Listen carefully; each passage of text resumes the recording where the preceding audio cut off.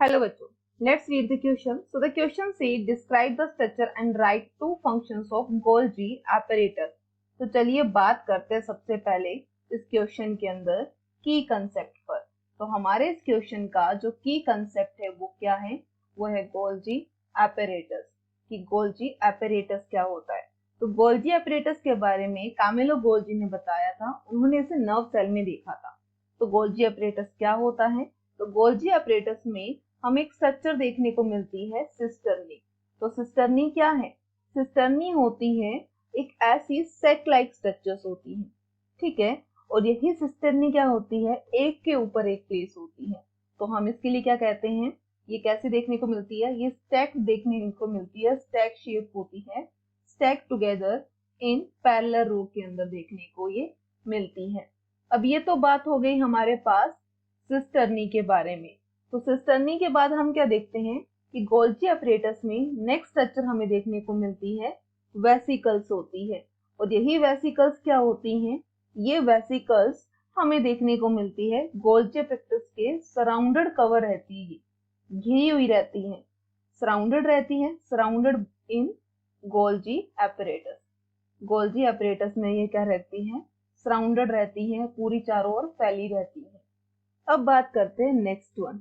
तो next one अगर हम बात करते हैं कि प्लांट सेल के अंदर जो गोल्जी बॉडीज होते हैं उनके लिए हम क्या कहते हैं। तो जब गोल्जी बॉडी प्लांट सेल में प्रेजेंट है, तो प्लांट सेल में अगर क्या प्रेजेंट होते हैं गोल्जी बॉडी, तो उनके लिए हम क्या कह देते हैं, तो इस सब यूनिट्स को हम कह देते हैं डिक्टियोसोम कह देते हैं। तो ये हो गया डिक्टियोसोम्स। अब बात करते हैं, ये होते हैं वेसिकल्स हो गए। उसी के बाद ये क्या है, ये सिस्टर्नी हो गई, ठीक है, इस फॉर्म में सिस्टर्नी है यहाँ पर। तो ये हमने क्या देखा है, ये हमने देखा गोल्जी बॉडी की स्ट्रक्चर देखी।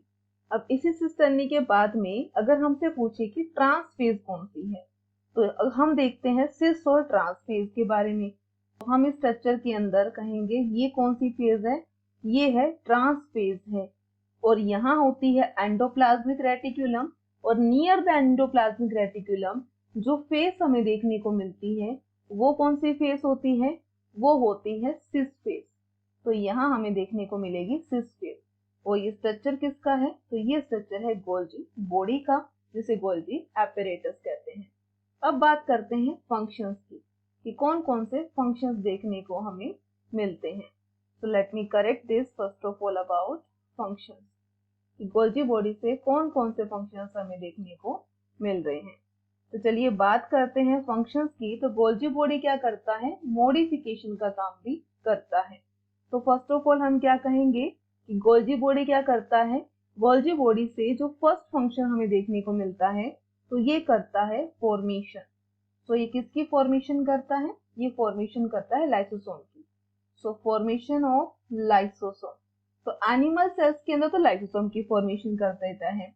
सेकंड, जो प्लांट सेल होती है उसमें ये क्या करता है, उसमें करता है पोस्ट ट्रांसलेशनल जो मॉडिफिकेशन होते हैं।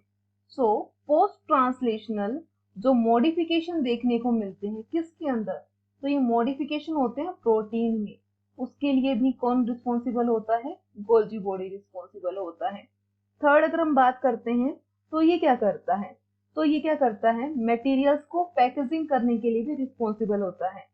तो ये क्या करता है, पैकेज करता है मटेरियल्स को, जो कहाँ सिंथेसाइज होते हैं, जो सिंथेसाइज होते हैं सेल के अंदर, और उसी के साथ ही उनका क्या करता है, ट्रांसपोर्ट भी करता है।